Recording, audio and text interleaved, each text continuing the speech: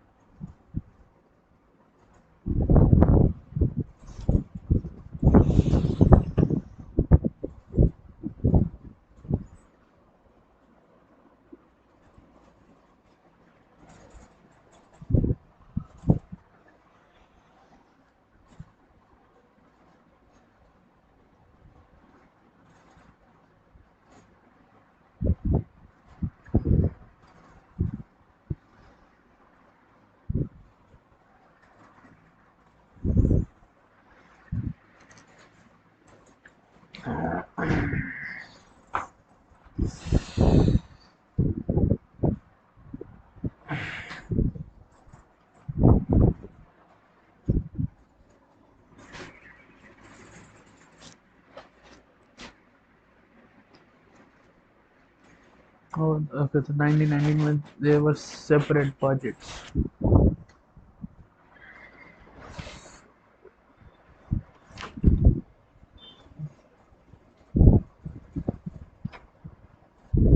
From 1935 and Indians.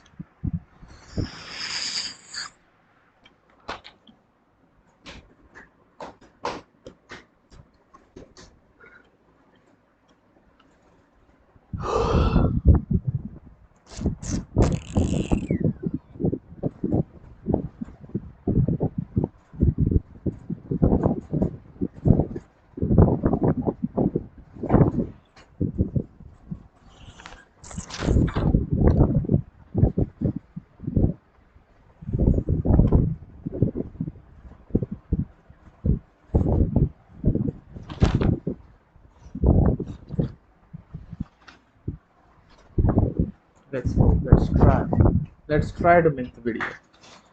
If I don't understand something, it will come up when I will make the video. Let's go.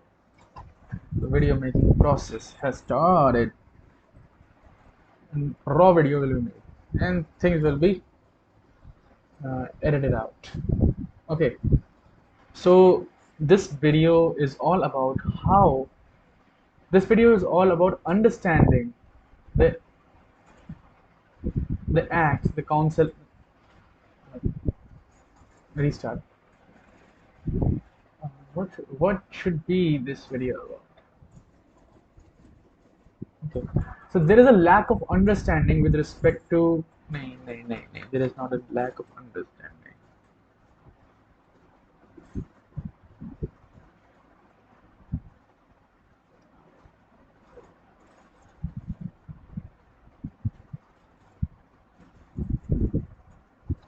Wait a minute. Again, we can start. This is just too bad. Okay. So this video is about the legislative acts in the crown group. Shit. This video is about the crown. What is this video about? This video is about the acts that form the basis of the legislatures in the center and the province during the crown rule that started from the Queen's proclamation. The major acts which were passed during this period were the Indian Councils Act of 1861, 1892, and 1909, which is also popularly known as Morley-Minto Act, Morley-Minto Reforms. And then the Government of India Act 1919, which is more popularly known as the Montague-Chelmsford Reform, and the Government of India Act 1935. These five laws formed the basis of providing the representative and responsible government to Indians, with which this was the thought of the British but they were unsatisfactory in many areas. But for the UPSC perspective, it is important what were the offerings given by Britishers, what were the options, uh, what were the offers that were given by the Britishers in this period. And variety of questions can be formed, but the most important part is the recollection portion, and in those we get confused. Recollection is important because the questions that are asked in pre are very confusing, because there are multiple ways in which each act and each system of deliberation and each system of legislation and executive and of establishing an executive body is different than each other, which causes a multitude of permutations and combinations that could confuse a student and has confused me a lot in the past. So in order to understand this, we will have to first create a primer of concepts that would be necessary to dispel some of the fog that forms on the memory portion. First, we will understand what is known as an official. Most of the websites will tell you that official means government official, but what does that mean? Because there are two governments, the home government or the British government, which is under the crown, directly ruling Britain and its territories, and then there is a government of India, which obviously rules the Indian subcontinent at that portion. So are the officials or the appointees or the employees of government of India called officials? No, the officials are the employees of the British government or the crown. Now, this distinction of official and non-official started. It is important and easy to understand when this official and non-official distinction is important. This official to non-official distinction started from the Indian Council Act 1861, and it continues till the name of the act is Indian Council Act, then this official and non-official distinction, and what goes on within with respect to the Central Legislative Council, which will be named as Imperial Legislative Council, and the Provincial Legislative Councils. In those things, in those councils, this distinction will be important until the name of the acts are Indian Legislative Council. Those are 1861, 1892, and 1909. In these three acts, this distinction is important. Then the distinction between province and presidency is artificial one. After crown rule, whatever were the presidency, actually presidencies were the areas or the cities in which the forts were built, like Fort William in Bengal. So in this manner, these presidencies started to grow in crown rule. These presidencies started to grow in company's rule and were named presidencies by the company itself. But as soon as crown took over the administration of the Indian territories, they were named as province. Every territory now the territory was divided into provinces, and the provinces had their legislative councils, which will be built in 1861 and all. Then commander-in-chief is the army chief, because it is basically a sort of important, because it will be added into the legislative council. It was added in the legislative council in commander-in-chief, and it also comes in later period when we are negotiating the independence terms, be it the August offer or the Wavell plan, Cripps mission, cabinet mission. The commander-in-chief comes in and out, the passing reference is made, so it is easy and sort of clears a little bit of fog and doubt in the mind that who is this commander-in-chief guy. Basically, he's the army chief. The provincial council is basically the division of the Indian territory of the British was done into province, and similar to the central legislative council, it was divided into the executive and the council, where the executive was headed by the governor of the province, just as the viceroy was the head of the council, the executive council, or viceroy's executive council, exec council in short. Similar thing goes in the provincial council as well, and similar powers of veto exist with the provincial governor. Let us differentiate in that manner.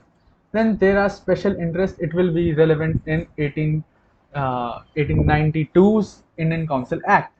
Now the budget is basically the division of tax revenue that would be done by the executive council, because the budget could not be discussed up till the crown rule started.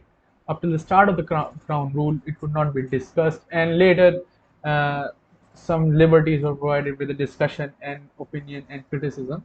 But overall, it was the executive who decided the budget, which is still valid today, because the budget is presented by the executive branch of the government, and due to the responsibility that is of the executive and to the Lok Sabha, the discussion is done in that manner, so that there is sanctity of the money of the people, the maintenance of sanctity. So now the discussions are either passing of the resolution or passing of a motion within the parliamentary setup that was done, copying the British Parliament's methods. Basically, resolution and motions are slightly different things. Overall, they all invite discussions with respect to a particular subject of the resolution and motion. But resolution is employed when you want the opinion of the whole house, an official opinion on a particular subject, and motion is just a discussion in which comments will be made. A difference between comments and opinion is the difference between resolution and motion, largely, which is this much difference is relevant for us here, because there may be some other differences, but here it is important, because in one council act we will be able to just pass the motion, in another we will be able to pass the resolution and motions on the budget, which will create some kind of difference. Then the concept of diarchy. Diarchy comes from the word diarch, which means double rule. Arch, monarch, similarly diarch, diarchy. So basically the arch is from the monarch, that is one ruler, that is monarch, and similarly diarchy means double rule. So the division of legislative subjects, this can be done for the province or the central, and this is the important, slightly nuanced thing that will be seen later. So these concepts, if you understand, then it will be easier to categorize what are the problems in understanding the laws. Because what happened, especially with me, the personal experiences, I tend to remember these acts and these Indian Council Acts and all when I'm studying either polity or modern history. But that is not the case always, because we have to keep on cycling in between the subjects, and then there is layering. Like for example, today you are reading modern history, and 1 week or 2 weeks later you are revising your environment, and during that process, this this memory of all these acts just muddles up, and you forget, because you did what is known as rote memorization, which does not help in UPSC at all. In the sense, you have to understand and then memorize. Rote memorization will not help. You have to understand at some level, at the very least, to make it stick, and for the ability of recollection. Understanding is important. These concepts, if one understands, then it is easy. Let me make this more clear. Yeah, it is easy to see now. So the problems of now the problem of understanding that I have faced is what is the distinction of official and non-official members, because this is asked.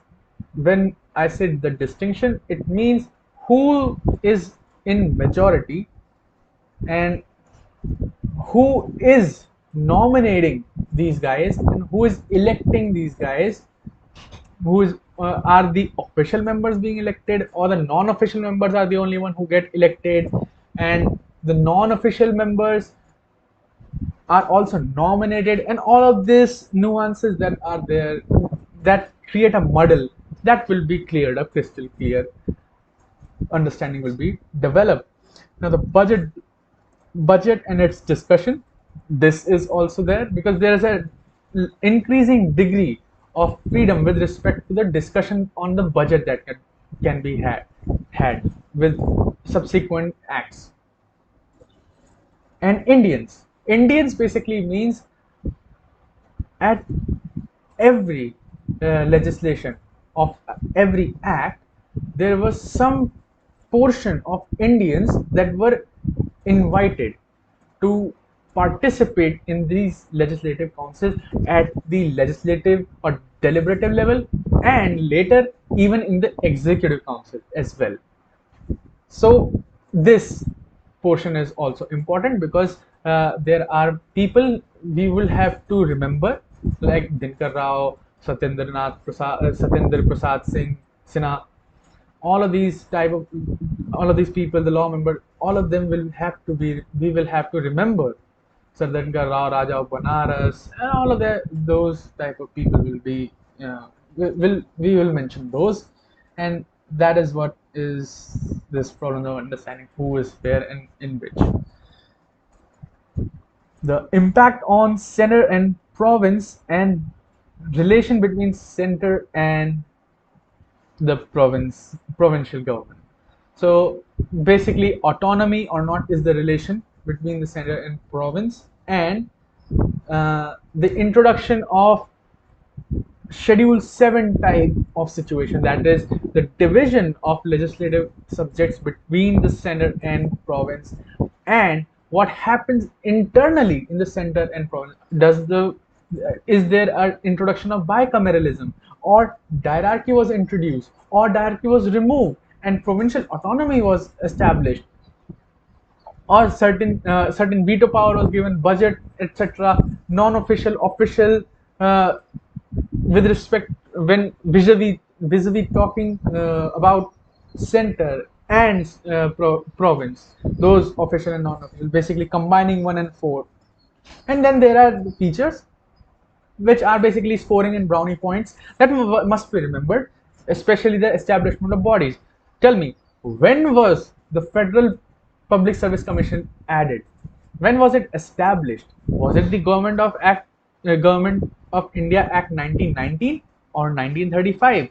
When was the Supreme Court established? When was the All India Federation was established? When was the Joint Public Service Commission established? When was the separate electorate for females was established? Was there such kind of things? There were.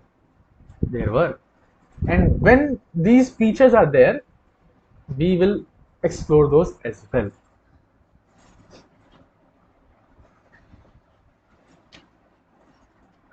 Okay, so I will pause this. I will stop this and we will come back, because one thing is for certain, what we did was we completed. What we did was we completed the session 12. We used the bank and we are done. We'll meet you on the other side. I'm excited. Basically, I will be coming back at 2 and I will continue this video because it will become clear. It will also clear my mind of how these laws work. When these click, there are other things that are in relation to these laws and acts that need reading.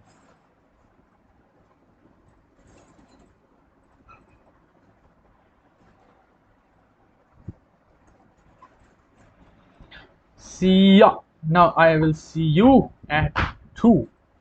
Bye bye.